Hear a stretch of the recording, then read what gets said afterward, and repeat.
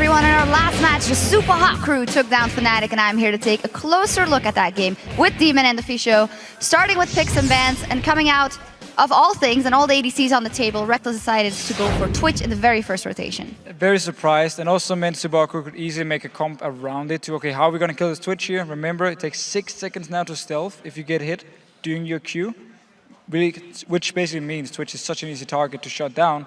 So a bit surprised about their first pick. Really showed also that Fnatic wanted to use one of their standard pick comps. It was also interesting just to hear from Mr. Rales as well, talking about how he was planning to go Cogmore, switched it to Lucian.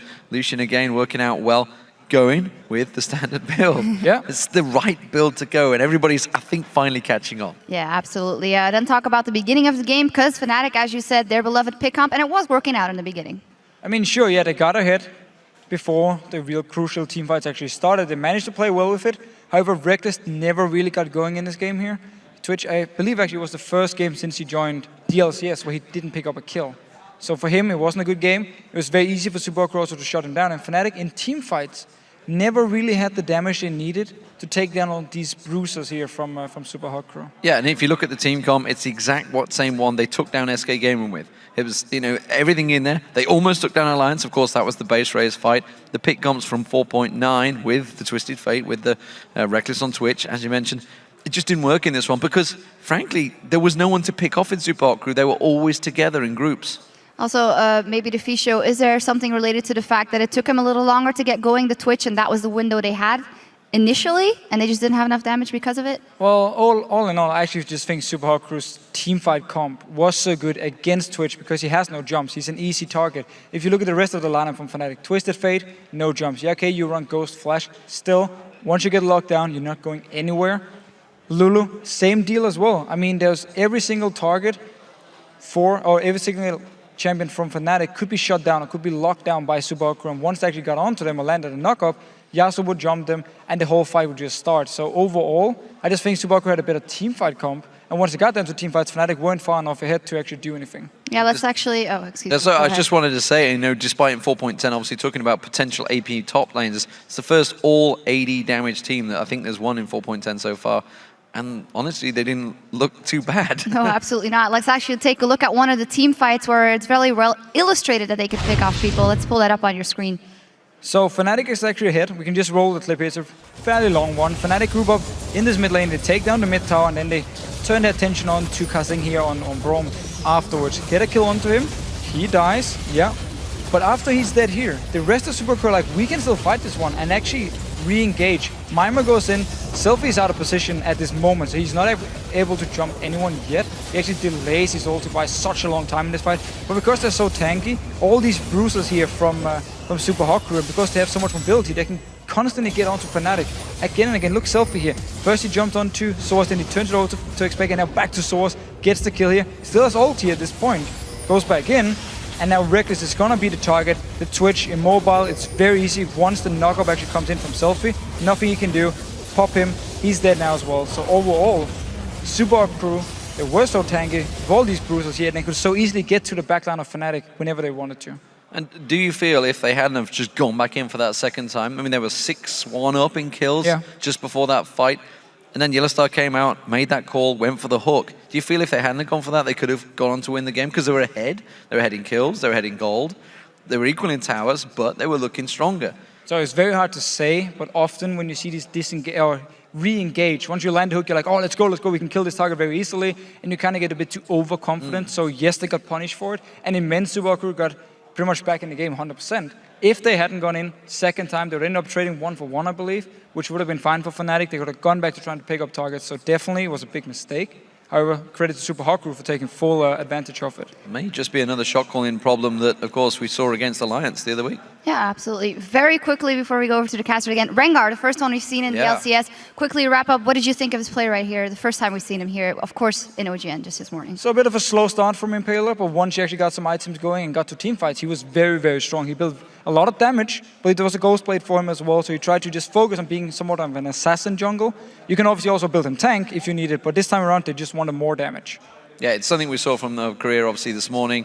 We saw the tanky build, and we've also seen the damage build. Impaler went full damage on this one, that's for sure. He wanted to get the damage down. And you saw, when he got caught out, he went down very quickly. But if he could catch on someone like Reckless, which started a lot of things off, destroy them. Yep, absolutely. Solid play here from the Super Hot crew. Now, changing players in the middle of a season can be difficult for a team to adjust to. And the Copenhagen Wolves' Unlimited tells us that his team is ready to start climbing the standings. I'm kind of where I expected to be, because changing members in the team is a hard thing and we have to adapt. So I expected us to not do so well in the beginning, but then step up towards the end. I think we already started changing. We did create a schedule where we wake up early, we practice more, we play solo queue before scrims, and we try much more. So I think this is the first stone, and then we're gonna build on it.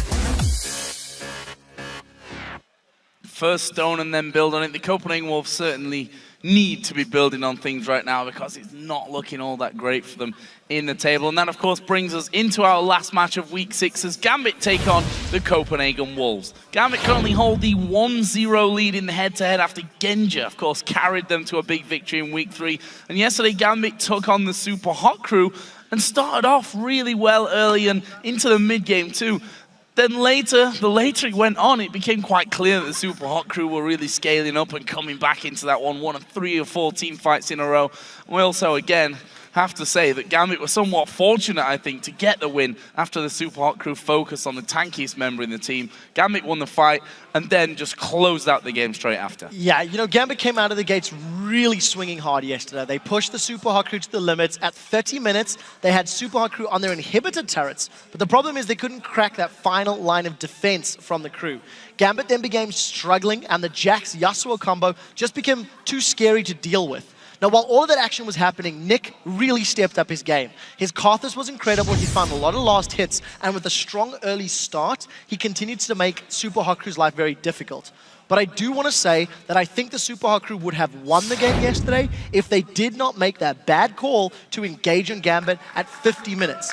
You can argue who deserved the win based on how they played, but you can't deny that without the misplay, Gambit were not looking like they were going to close that game out. And on the other side, the Wolves' woeful record continued yesterday as they were picked apart against Fnatic. After their great performance against Alliance in the London final game, I actually expected a little bit more for them, but they showed that they're still really struggling. They went into the game with a late-game comp featuring the Kayle and the Ashe for the first time in the LCS that really needed time to get going, but they took the fights too early on, which then set them behind even further in their scale into the late game. Yeah, so the Wolves actually had a solid team composition, but they just didn't play it well enough. This was the first Ashe that we've seen all year in Europe. Woolite missed a lot of ultimates. In addition to joining his team in those early trades and those team fights, they all backfired. They lost out in a 3v2. They gave Reckless a double kill in the process. Then the Wolves started a dragon fight, which, yeah, they got the dragon, but they lost 4 more kills while doing it.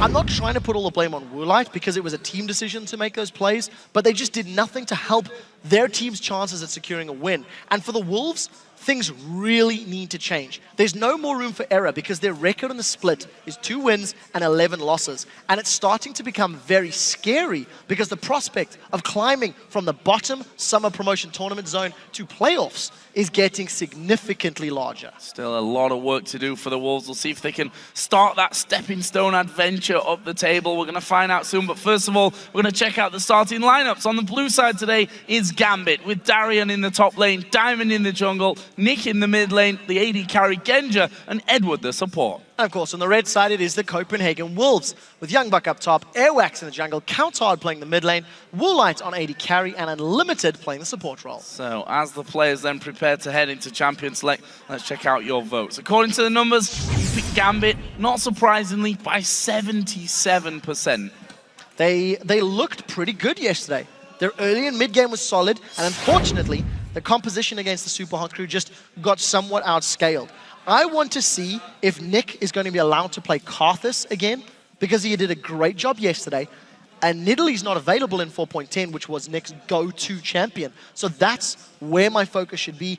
also whether or not we're going to see Darien getting his hands back on the likes of Aatrox. It is a champion he likes to play, has played numerous times in the past. So some interesting picks that can come from the side of Gambit. Also looking forward to seeing what the AD carries go for. Of course, I mean, it's Genja, possibly the weirdest AD carry in the world if you look at how he decides to build. And even we come back into 4.10 now, makes it even more interesting to look at it against Woolite, who himself yesterday, as you mentioned already, picking up the Ashe. Well, let's have a look here where the bans come down. Actually, an Irelia ban aimed at Youngbuck. His fantastic performance against Alliance in London, obviously earning him that one. First ban for the red side will be Cassidy. No real shocks on that one. And it looks like Gambit actually going to focus towards Airwax, who's played brilliant on Lee Sin. And yesterday, Edward returned to Thresh once again, and he had a very good game. I would argue it was the second best Thresh of the day. Yellowstar really, took home the honors of the best, in my opinion, but you can't deny the fact that Edward was playing a very good support role. And it's a champion that he's somewhat avoided. He hasn't gone back to it for whatever reason. But definitely both of these teams taking their time. Lucian is still up and available, as is Caitlyn, which is something Genja has also was trending towards in the past, and I just noticed has been banned out. Thank you for pointing that out, Joe. To be fair, it is a 0% ban rate so far, so you could be forgiven for expecting maybe Caitlyn wouldn't be banned in this game. I'm blaming my notebook. It was covered by my notebook, Joe. And that's going to be taken away then from Genja. And now it's funny because when the AD carries of the LCS basically stopped playing Caitlyn, that's when Genja said, you know what, I'm going to start playing Caitlyn now. And now that she's come back into Fortunes, that's going to be banned away. Ziggs also removed from Kaltard in the mid lane, always been a solid ban, I think, against the Wolves. Twisted Fate is a champion that we could see them going towards. We've seen it first picked earlier today and in the past. We've also seen Skarner run by Diamond Brox in the spring split, and we've just seen a Rengar, and we've seen Rengar over in OGN a few times today. I wonder if any of those champions are considerations. But the next question is, does Woolite want to go for Ashe as well? Because Lucian's banned out from the Wolves. I was just about to say, or I did say Kayle. Kayle left completely open here in this one. See if it's a case of the Copenhagen Wolves wanting to kind of let one strong champion through, take two of their own. They actually go for the Twitch, which has been a regular pick for Woolite, and Airwax will be taking Evelyn in the jungle after Lee Sin was banned. Okay, so if I were Gambit, I would throw Kayle to Darien, let him do his mid lane Kayle thing that he's done many times in the past. I would also consider a Twisted Fate even more heavily, because you can negate all of the power of the stealth from Twitch and from Evelyn if you go that route. So there's options here for Gambit. The only thing Gambit need to be aware of is just how heavy and how scary the pick power is from the Wolves, and how quickly they lock those two champions in, because there was no hesitation from them in terms of those two picks. So for Gambit, Nick's gone through 2 or 3 different AD carries, let's call them. Tristana, we've thought, may make a reappearance. Vayne, another champion that we've been speculating about as well. But I think the Thresh pickup for Edward, considering his real return to form yesterday, would be a good one. They do lock that in, and they're going to take Jax. So that's going to be a mid-lane Kayle here for Nick. Again, a champion that he was already playing in that mid lane, and they'll take Jax in the top lane for Darien. I tell you what, that's 3 scary picks, especially if you look at the likes of Kayle and Jax towards the late game. And that's something that Gambit was struggling with yesterday. Gambit's composition yesterday was outscaled and was put under pressure. With the Jax top lane, if Youngbuck wanted to run something like a Renekton, that could help him get some lane dominance, especially if he gets that one-on-one scenario. He did also run Renekton yesterday. It would also allow them to go for some sort of pick combo. Get the stun down for Renekton, allow Evelyn or Twitch to combo with the rest of the team. But I wouldn't be surprised to see if Gambit wanted to try force a 2v1 scenario or something along those lines. So a lot of options for the Wolves, and for the time being they're going with a potential Lulu top, which may end up being like a Protect the Twitch style comp, which is somewhat different than I was expecting. Yeah, and Kaltard seemed a little shocked there towards the end of picks. He was kind of like hammering away on his keyboard. Yasuo mid could be a thing. Every time Unlimited or most of the times Unlimited runs Zyra in the past, it has been with the Yasuo, and while Kaltard's Yasuo is pretty solid, they've been unable to string together wins. They did a decent job against Alliance many, many weeks ago. But my instinct with 2 knockups is this has to be Yasuo mid. So look at this then. Corki going to be picked up to be played in the AD carry role for Genja, and they will take Elise for the jungle for Diamond. Played a 6-4-12 game yesterday against the Super Hot crew in that victory. We'll see if he can bring that form here again today. And now, I think the more interesting part, what are the Copenhagen Wolves planning with this lineup? We will see what they lock in, but my instinct is that it's going to be... Oh, is this a Zyra mid lane now? Okay, we'll see in that in a second. What Gambit have put together is a lot of mixed damage. Kayle, Jax, and Corki are going to do a lot of both physical and magic damage. And you've got armor shred from Corki, you've got the percentage reduction from Kayle's passive as well. So all of the damage they're going to be dealing will be very difficult to itemize against and prioritize. But for both Jax and Kayle, there is a long time between them starting and then becoming terrifying. So Gambit can't afford to fall behind early. They do have the supplement of having a Thresh Elise, so it allows them to find picks and find kills early on, which may play into their favor. But again, the lane matchups are going to be incredibly interesting. I don't know why I said it's going to be mid lane Lulu.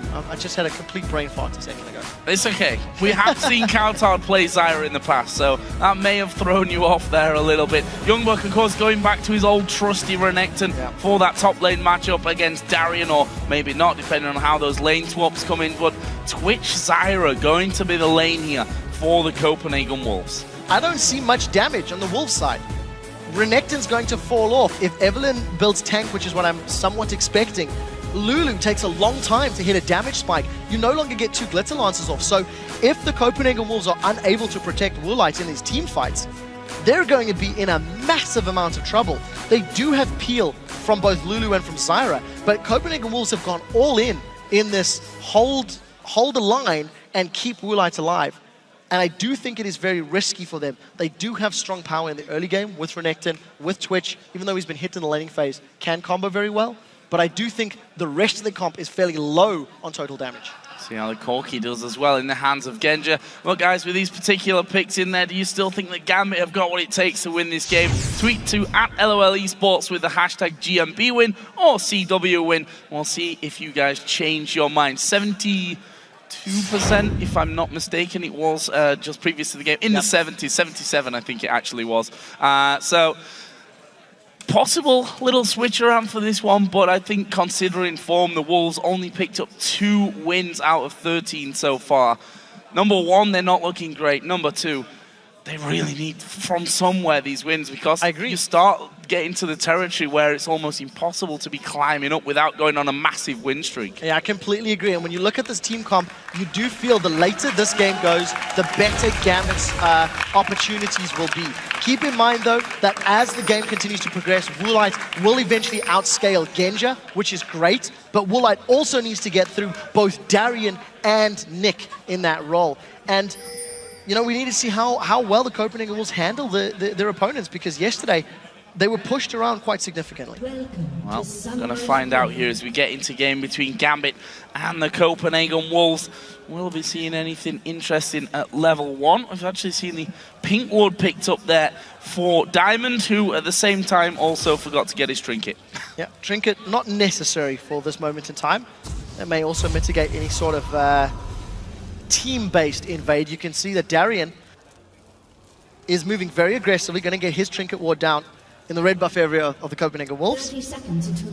And luckily, all of the Wolves ran over a ward, so Gambit completely aware of their opponent's positioning. We've also seen Gambit actually go for these sort of fights. If they're aware of where their opponent's positions are, they're not afraid to challenge.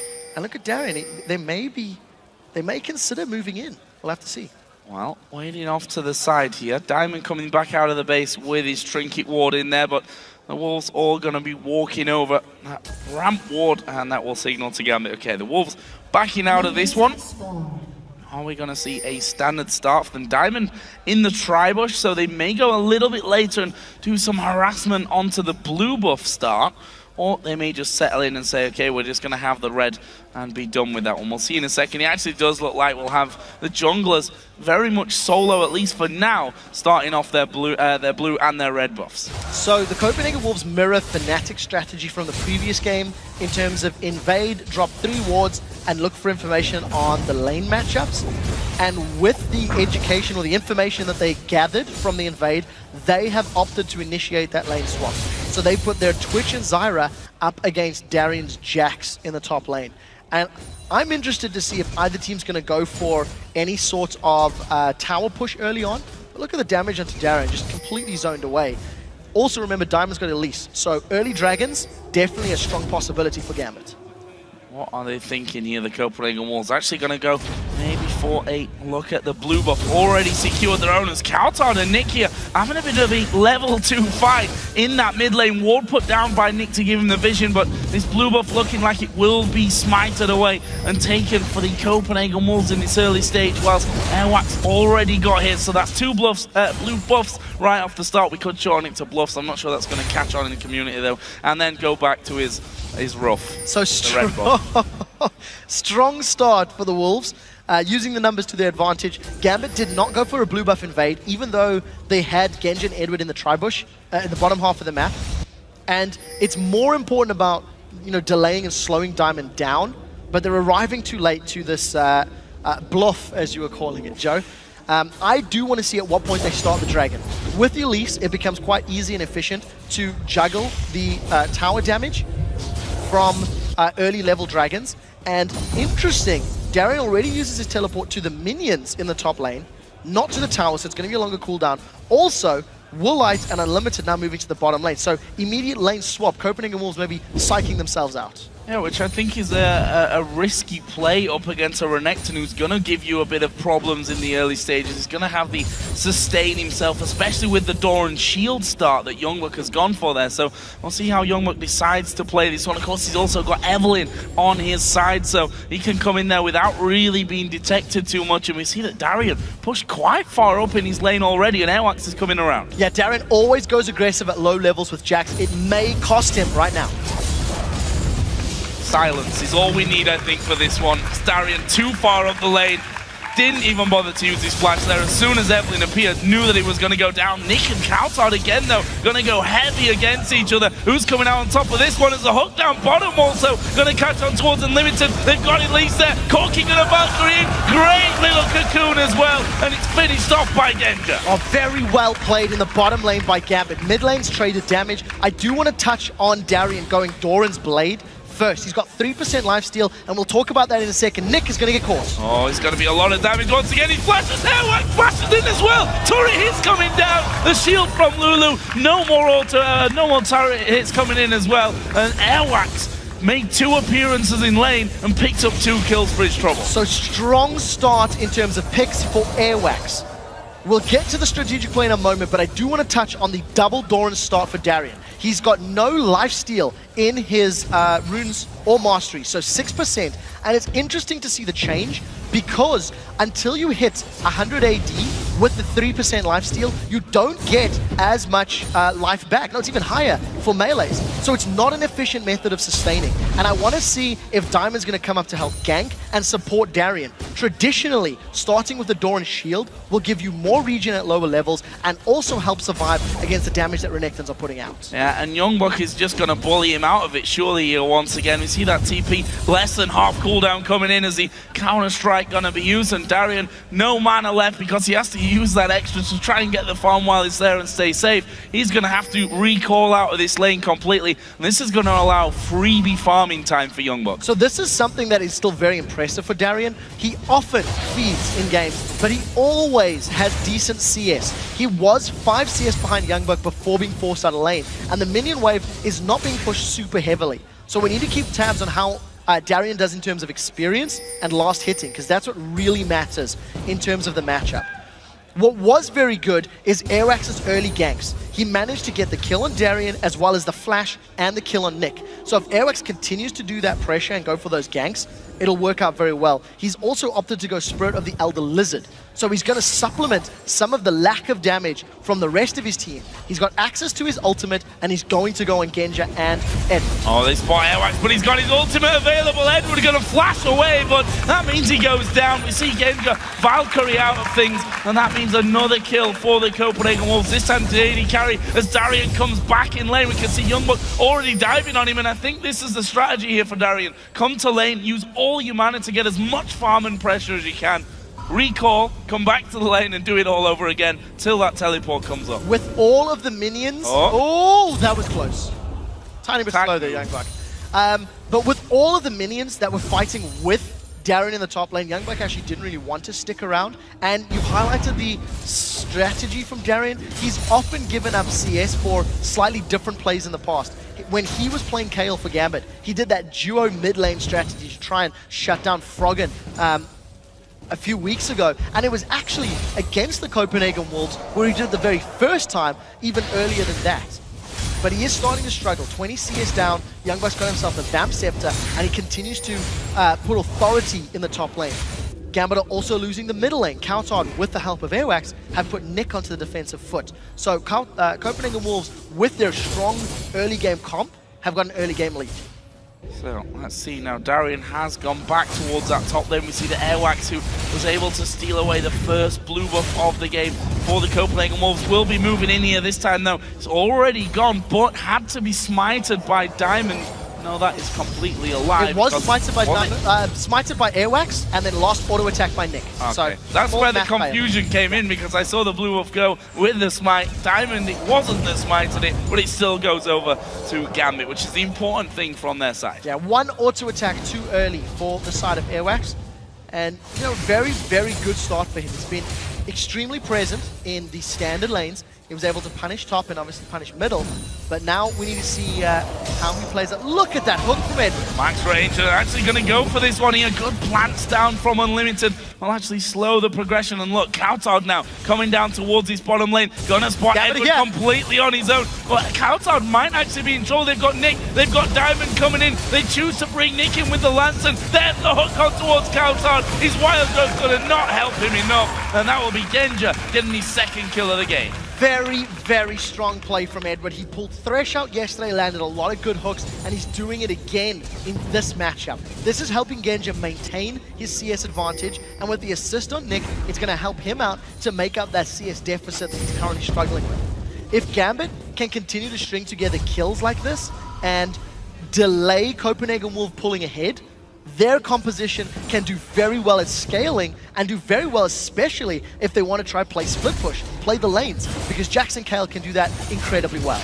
And that's why we've got a little bit of time here to take a bit to talk and look at Darian specifically, because went back a couple of times here, picked himself now up a chain vest. Those boots going to come in handy when you have to run back to your lane every single time. Also taking as much as he can from the jungle when he goes through there as well, waiting now for Youngbuck to actually push things up onto his turret. And with all that, he's lost about 35 CS. However, look at this, the Copenhagen Wolves now grouping up around the Dragon. Gambit aren't anywhere near this. This is a surprise. You know, Gambit initially had the numbers advantage. They were the ones that had their AD carrying support bottom.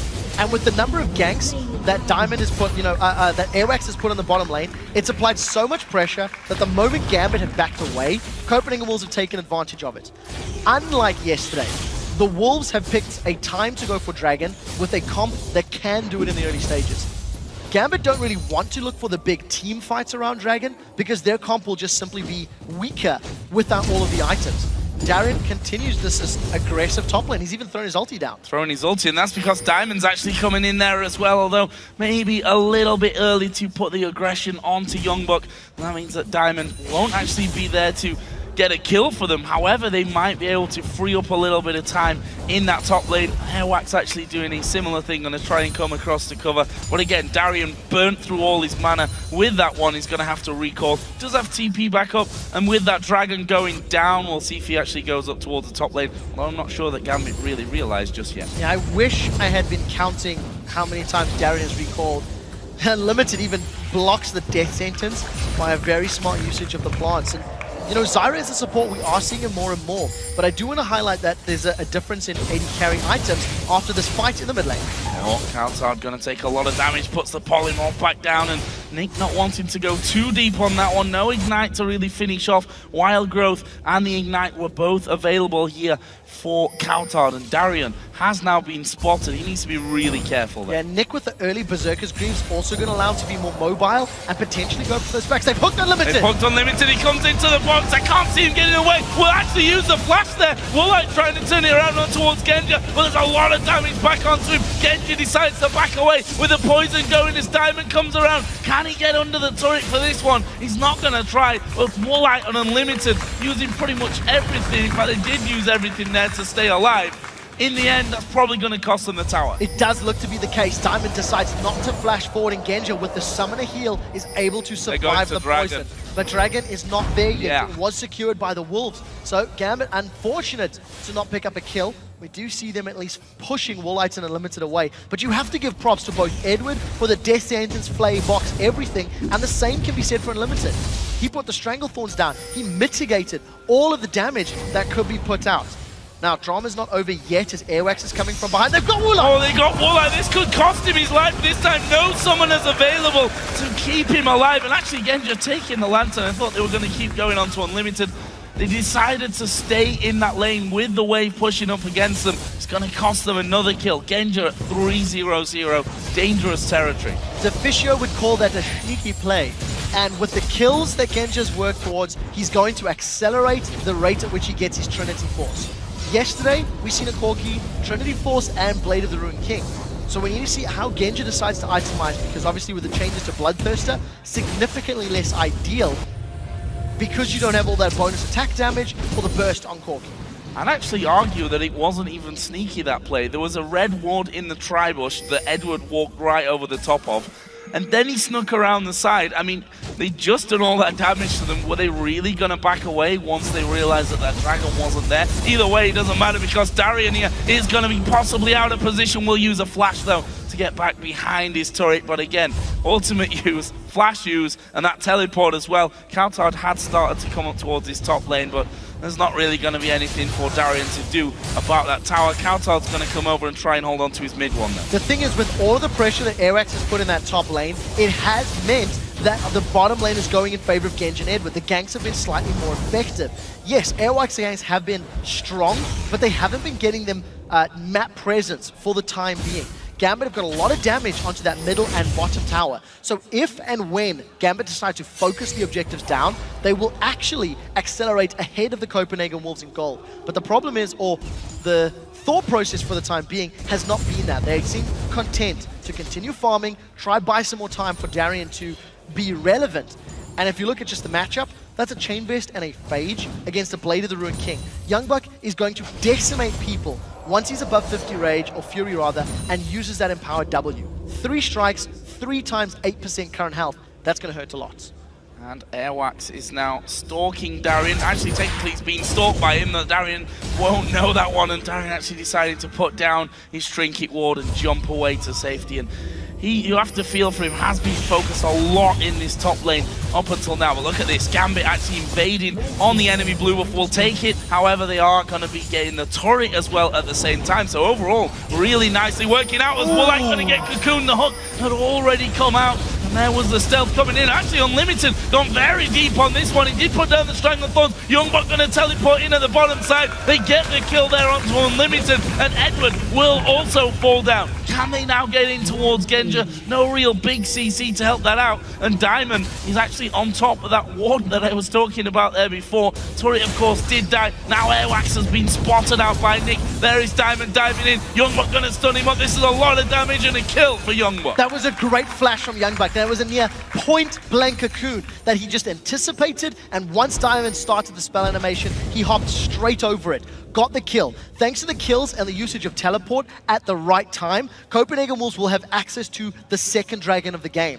They will, however, be losing their top lane turret if they stick around, because Darian has had a lot of time to melt that one through, and it should be falling. It does just fall. So kills plus dragon in reply for a tower, and Gambit have evened up the gold until, of course, this objective goes down. There's a ward there, but are they going to be able to get into range? It might have to be Genja with a stray rocket that finishes off this dragon if Gambit are going to fight for it. They're not going to fight for it. The hook came through, actually landed onto the plant there that was put down next to the dragon, and the Copenhagen Wolves take their second dragon of the game. Wow, Genj just completely solo, pushing into enemy territory.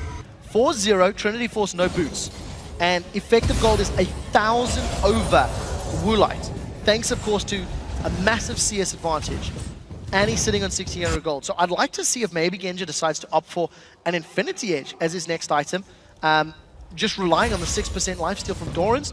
Of course, Genja, you can never predict his itemization in game. And the Wolves have done well. The Wolves have created good opportunities and they've established dragon control. But because they've lost all of their outer turrets, they're not very far ahead on gold. And when you consider the Gambit are going to begin outscaling them as we get another sort of 5, 6, 7 minutes into the game and further, Wolves need to do more and they need to get more map presence in order to afford opportunities to shut Gambit out.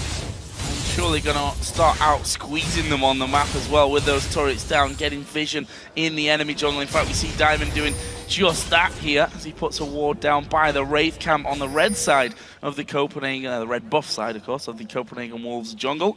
Bottom side of the map, though, the Copenhagen Wolves still have a decent control, and although Airwax here has gone over a pink ward, Flay gonna land, that'll bring him out, and he flashes away. Instant flash. Airwax did not want to get caught out, and another good position from Edward.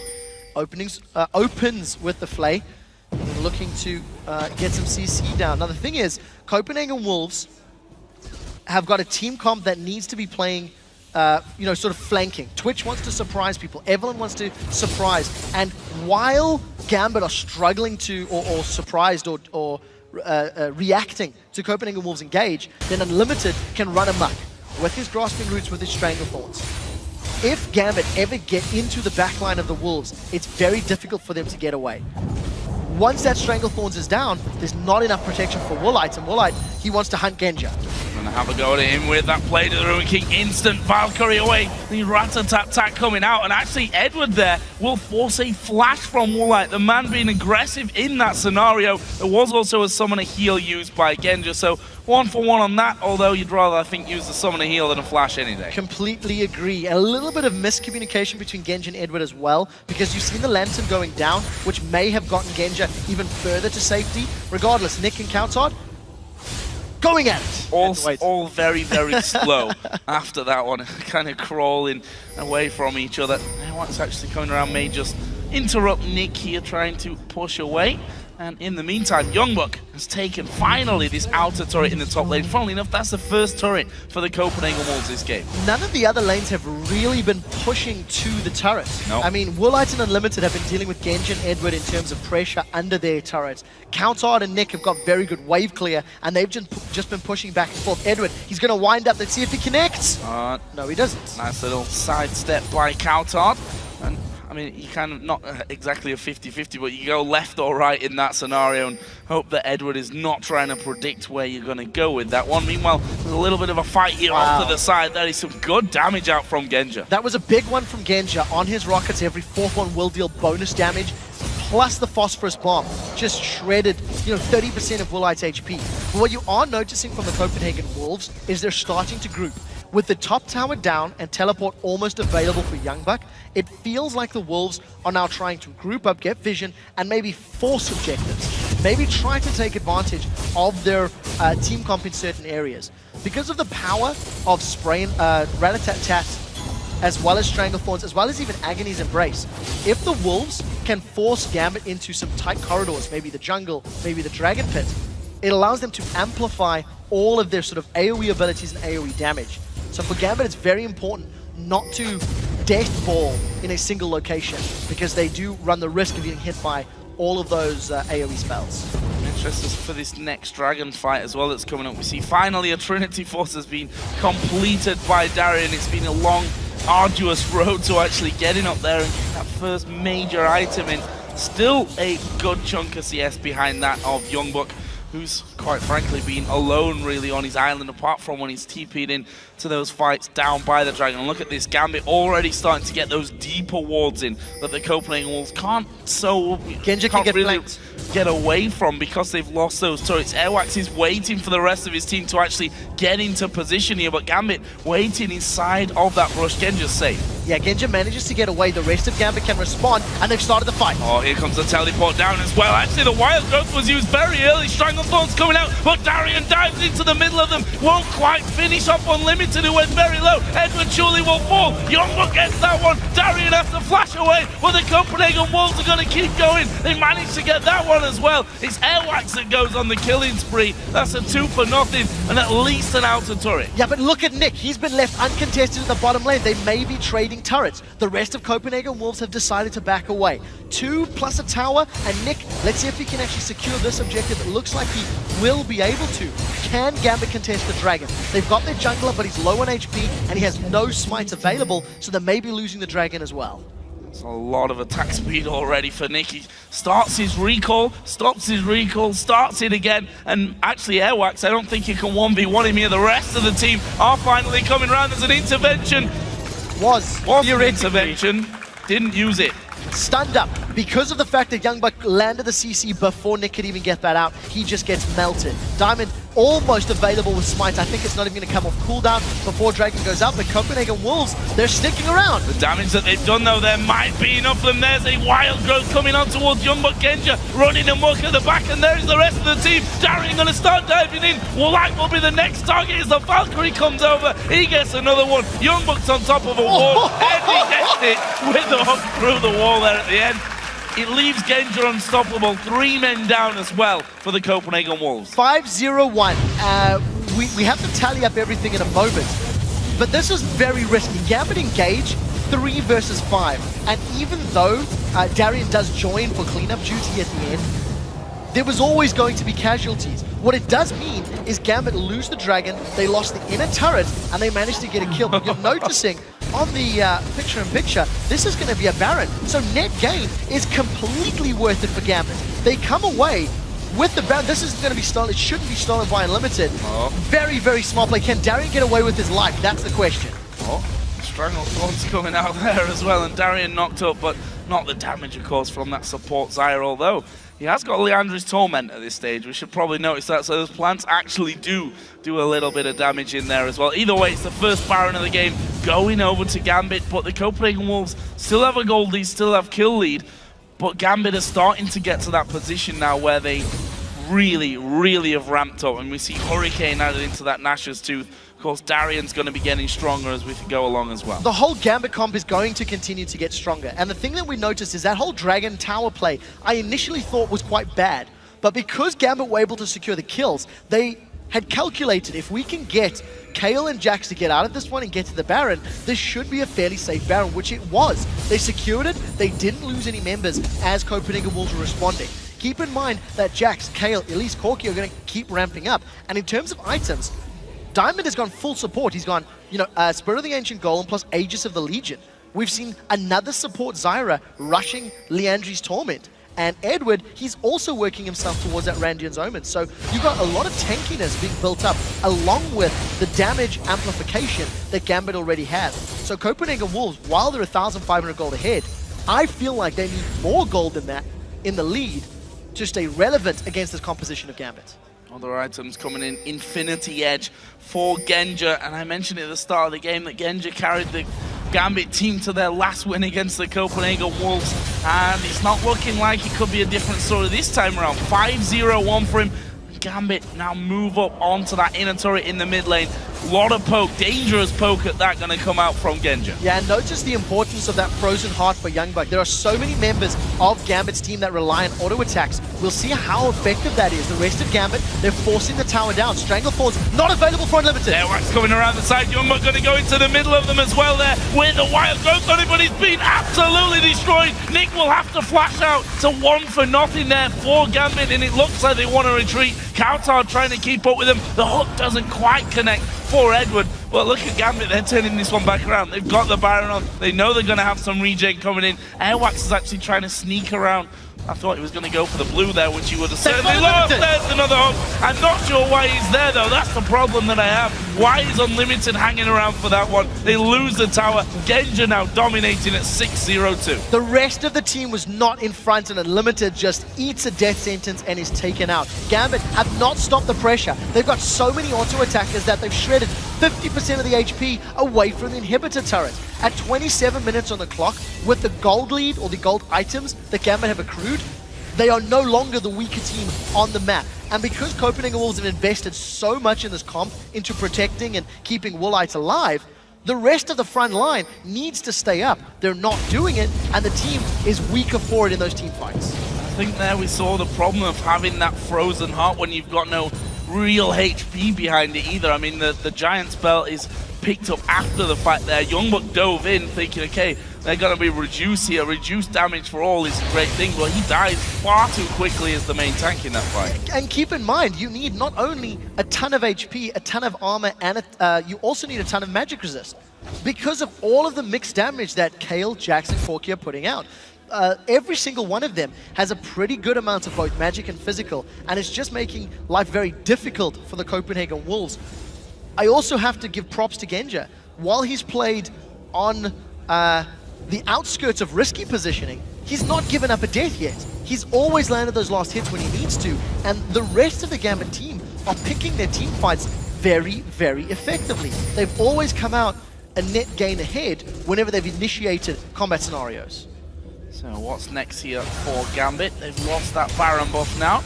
Well, that's not going to be too far away from coming up. We see 45 seconds until the next Dragon of the game is due. And of course that Goldie has, since that Dragon, that Baron and the subsequent tower kills and kills overall, has swung over back towards Gambit side. Up 5-2 in turrets overall.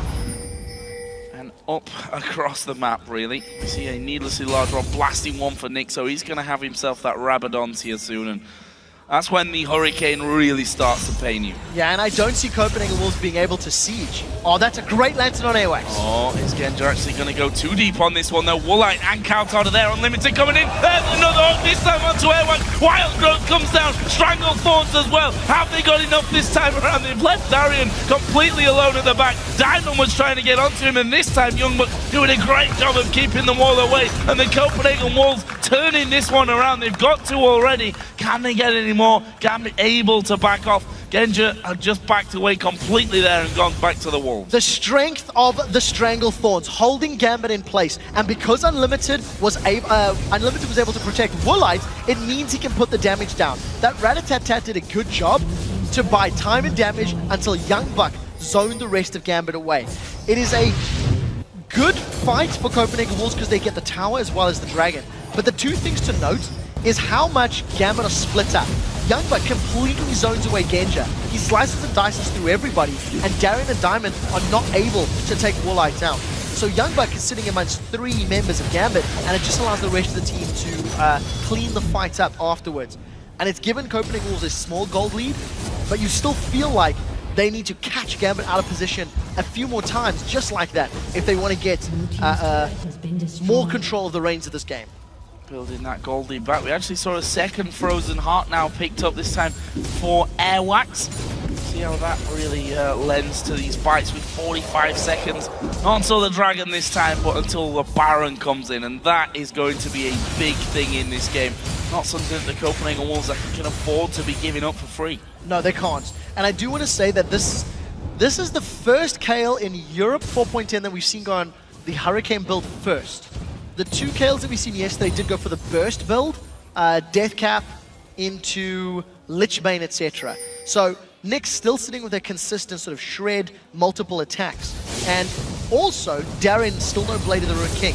When you see Gambit, they're looking for an engage. They found the Wolves. See Airwax there getting the Wild Growth on him, but again, Darian goes down to half HP before anything happens. They've got Genja at the back as well. There's the shutdown for Woolite. Edward's going to be forced out by Youngbuck, and the Copenhagen Wolves take out the AD carry. Can they get any more? Gambit are backing away up the top of the river. I think the Wolves are going to go for towers. That's the second fight in a row where Gambit have chased the Wolves and they've been shut down by unlimited zoning. And in the time frame that Stranglethorns is channeling, the Wolves win the team fight. They get a kill onto the most fed member of Gambit, zone away the rest, and open up the inhibitor. With 15 seconds on the clock, they might be brave enough to stick around for the inhibitor itself. In fact, it's not brave because they've got it uncontested. Yeah, I was going to say, there's no one really there to stop him at this point. Gambit a little slow to get back out of the base, and now the Copenhagen Wolves can turn around and try and draw out Gambit towards the Baron. Diamond going very close into the backline there of the Copenhagen Wolves. Good disengage though from the Wolves. They're going to run away, but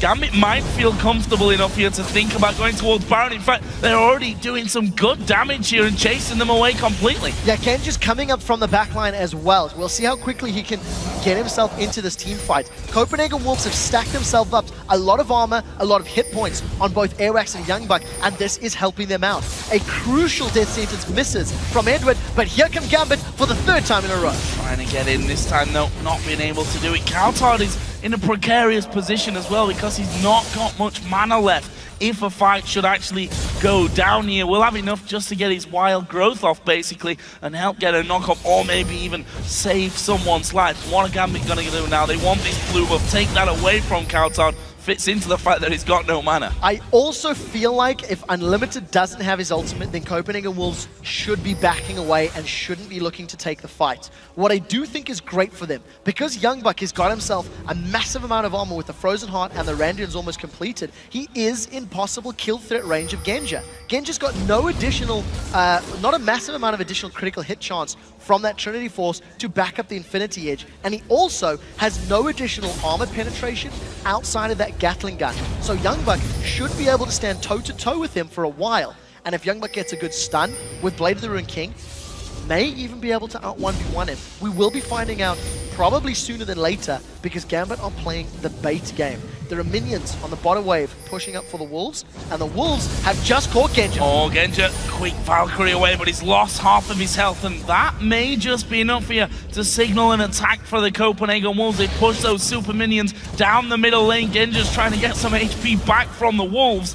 That'll be the creep camp rather than the team, and the Wolves get themselves in prime position now to bring Gambit back over. We see the heal coming out from Nick. They need to get him healed up. Actually, forget that. It looks like Airwax is recalling. Unlimited is recalling as well, so the Wolves don't want this one. Gambit themselves seem to have backed off far enough to indicate that they're not interested just yet in that Baron. Playing that one a little safer are the Wolves. Now, they've done a very, very good job at dealing with Gambit when Gambit are initiating onto them. And what the Wolves have done effectively as this game has progressed is they've translated those victorious turnaround fights into objectives. But until Gambit have made plays, Copenhagen Wolves have not been able to create situations for themselves. Their composition can flank and can surprise with Airwax and Twitch, but they haven't had the greatest of success doing that. So I think for the Wolves, they are looking to continue this sort of reactive play style in areas where they're comfortable to have team fights. Because of the fact that every time Woolite has tried to pop out and kill Genja, it actually hasn't worked out in his favor for the last 15 or so minutes. We'll see if this trend continues. He's just picked himself up another BF sword. And the vision game around Baron has been an interesting one because neither team has really tried to play the bait game. Neither team has played patient and try to force their opponents to come and face check it.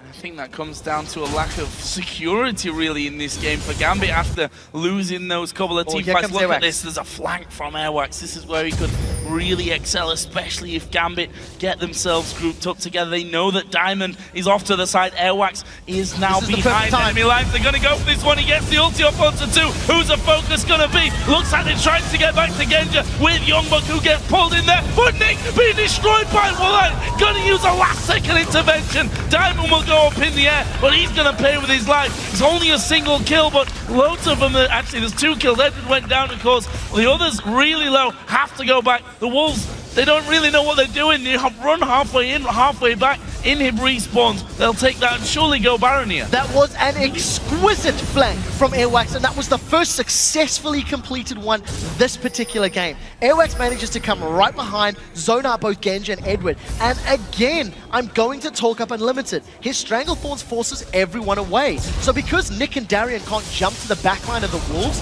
it just allows Woolite all of the space that he needs to get those rat-a-tat-tat auto-attacks down. Copenhagen Wolves will secure Baron. Gambit will secure Dragon down in the bottom half of the map. They should be close-ish in total gold at this stage in the game.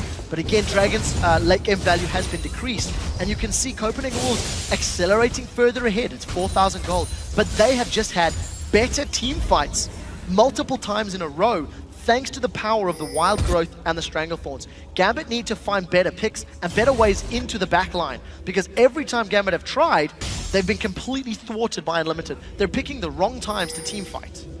We saw Darian before that fight actually kicking off, getting himself a Warmox armor.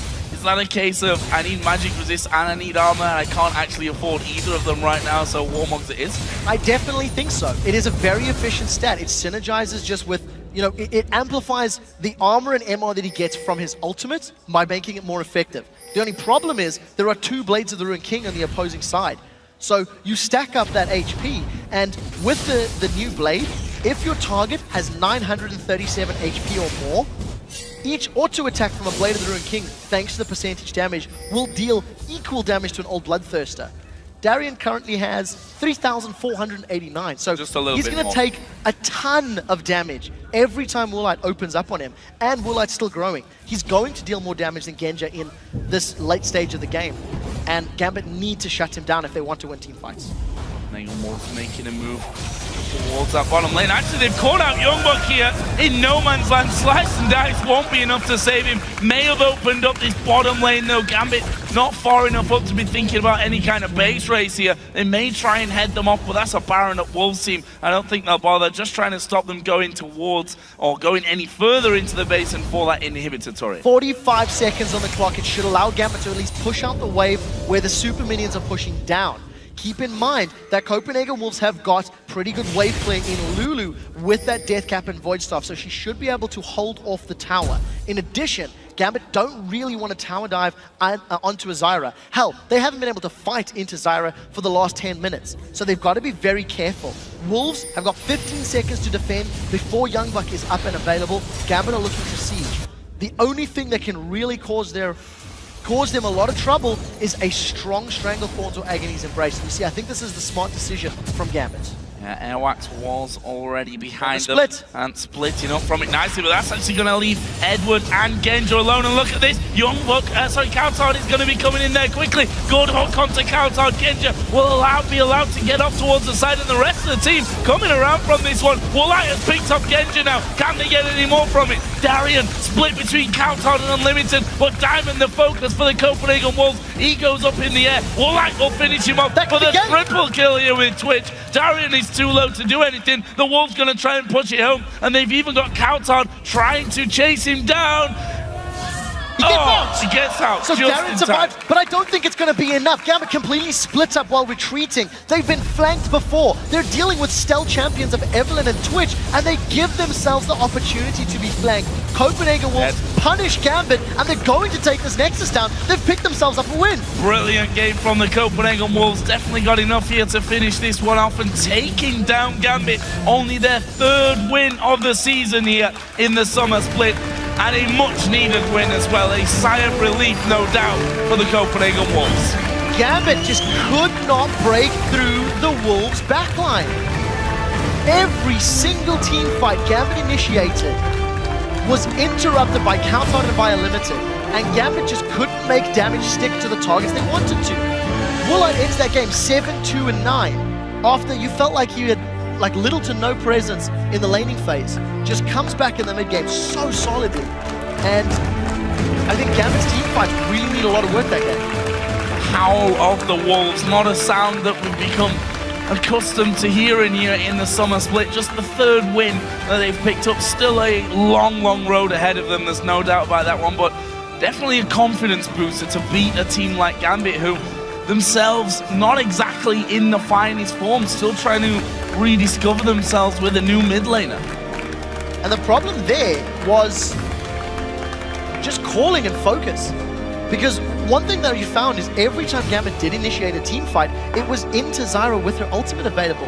One of the key things to do against champions like Zyra, like Ziggs, is try to bait out those ultimates, get them down, and then abuse the window of opportunity while it's on cooldown. And it just never happened. You always seen, you know, Nick and Darren jumping in, instantly getting knocked up, and then on the retreat, being run down and chased down by the Evelynn and Lulu. And I think it looked hairy in the 20 to 30 minute mark for Wolves. But as soon as they won like 1 or 2 team fights, they were able to shut the game out. One thing as well that I don't understand about that scenario is why don't you put a pink ward behind you as you start to push up the lanes? Because that's going to spot the Evelynn early enough, and you're going to be able to move away before they can collapse right in there on top of you. If you have to sell your Doran's items 40 minutes into the game to buy some pink wards, then you should do. It's something that Crepper goes out of his way to rant about because it is so important. And when you've lost a team fight because Evelynn has flanked you from behind on your half of the map, don't split up into groups of 2 and 3 while you're leaving the enemy inhibitor turret. You've been flanked before.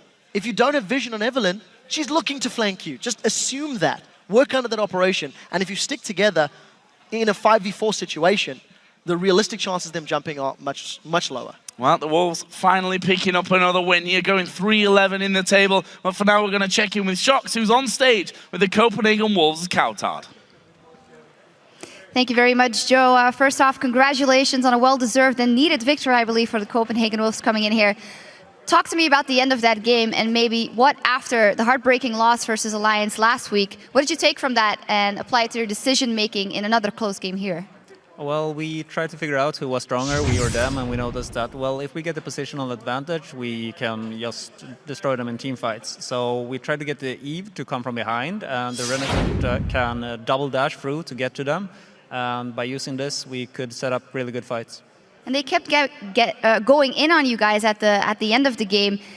Were you aware that you guys were actually ahead and you could go back in? Were you kind of baiting them and waiting for the right moment?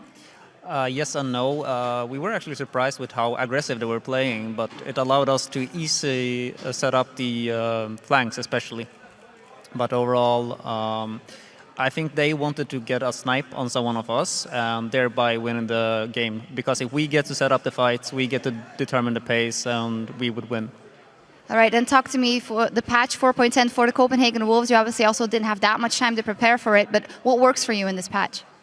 Well, the meta is slightly changing again. The top lane picks are changing, and I think itemizations are changing slightly. So we still have some adaptation to do, but it looks good so far. Yeah, it does look good with this victory, and it was a very crucial victory for you guys, still in last place, though. So I got to ask you, what's the general thoughts in here in the team to step up? Is it more the fear that's in your head now about relegation, or is that something you just don't think about at all? Well, our goal has been to get into the playoffs at least. I mean, we still want to do that, and we are still able to do that. We just need to keep winning. We need to step up our games. We keep doing mistakes. Me especially, this game was really weak from my part, especially laning phase and the early roaming. But I believe if we play like we did against Alliance in London, we could definitely win against almost every team. Self-criticism is a great first step. Thank you very much and congratulations. Thanks a lot. All right, it's time to wrap things up, so let's send it over to the desk to Joe and Trevor. Thank you very much, Shox. And as we close out week 6, let's have a look at the table and see where our teams have landed after a crazy week 6 of matches. Alliance, of course, continues to be untouchable with another perfect week, and their 5-game winning streak now keep them in first place at 12 wins and 2 losses. SK Gaming is still in second, although they're now 3 games off the pace at 9 and 5. Yeah, with the exception of Alliance winning today, every other game was considered somewhat of an upset. Millennium continue their run in third place, where they have 8 wins and 6 losses, having taken down SK today. Then we have Fnatic and the Super Hard crew now tied for 4th at 7 and 7. And here are the 5 players who've impressed us the most in their positions this week. Starting off in the top lane with Millennium's Kevin. He played a 3-0-9 Aatrox against SK Gaming today. Looked amazing. Yeah, one of the things that was most impressive was just how effectively he used his teleports and his dives. It helped Millennium pick up that win, and it's definitely playing into that pick style of gameplay that his team is trending towards. And in the jungle, Alliance has shook someone who's becoming a regular in our OP players at the end of the week. He was involved once again in 15 of the 26 kills over the 2 games for Alliance this week. Yeah, it is interesting to see it's taken him 6 full months to get to this level. He was the most anticipated jungler and has stepped up, able to make good plays Arguably, though, it's the rest of the team that are really doing such a great job in helping Alliance win. And you might be right about that because we have Froggen in the mid lane as well from Alliance. He had a 10 KDA in the 2 wins this week after playing an Orianna that had better stats today than in 3 games from the Spring Split and the Twisted Fate. Yeah, and of course that Orianna CS like a monster. 606, he hit 300 CS at 23 minutes and 23 seconds. He also picked up that epic triple kill down in the bottom lane. I think Froggen is even surpassing his Season 2 form in this split. And we're keeping up the trend of Alliance because our AD carry this week is Tabs. 9 kills he's taken, 73% kill participation in the 2 wins. Played in the with the Caitlyn and the Lucian and just looking so on form. So the best thing about Tabs is how he's adapted to the itemization. The Caitlyn that he played on 4.10, he went IE into Static Shiv and destroyed with it. The next day, he plays Lucian into Caitlyn, goes Ghostblade as well as Blade of the Ruined King, once again taking down Caitlyn. He's got the 2nd most kills as an AD carry for the week, and he was, again, a very big factor in Alliance's victories. And in the support position, a return to Thresh Prince form for Edward this week. 26 assists he's managed to pick up over the course of the week. Yeah, his Thresh yesterday was really impressive, and the return of Big Boss Eddie on the Thresh is definitely something everybody else needs to be aware of. In the laning phase, this is the best we've seen Edwin and Genja in terms of syncing up and being an aggressive, scary bottom lane since his return to Gambit at the beginning of the year. The problem is for the team, the rest of the lanes are not as scary right now. And of those players, we've selected Tabs as our MVP for the week.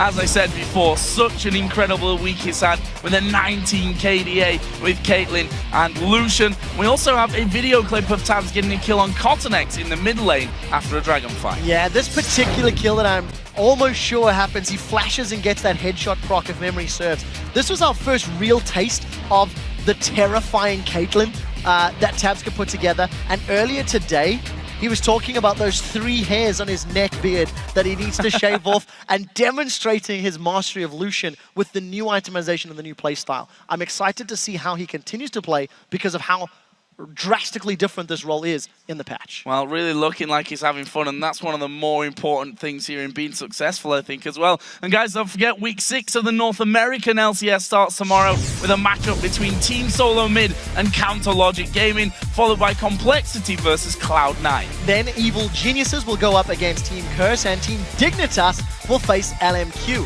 Those matches start on Saturday at 9 PM Central European Summer Time, which is 12 noon Pacific. And the European LCS broadcast will be back next Tuesday, note the date, July the 1st, with our 2nd Super Week of the split, and we'll begin things with SK Gaming versus Gambit. The 16 games that week will kick off at 5 PM Central European Summer Time, which is 8 AM Pacific. And of course, we look forward to seeing you guys then. But up next, we're going to send you over to Freak and Zyrene with the European Challenger Series round of 10 play-ins.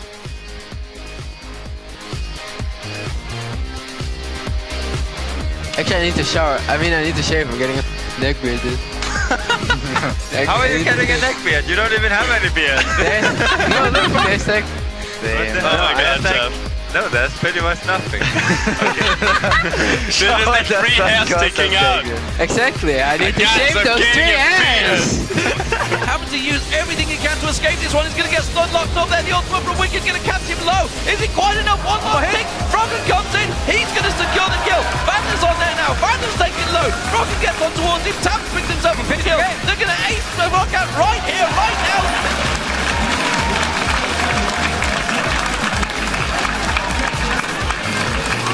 Hey Freddy, can you hear me higher now? What? Am I loud or no? What? Oh, Freddy said something, put it in the show, guys. Where is Destiny going to go? Coop comes out the side, catches on towards Vertigo. Candy Vander though, off the side, wields the wild growth, doing the damage, kicks in, and straight away exploding!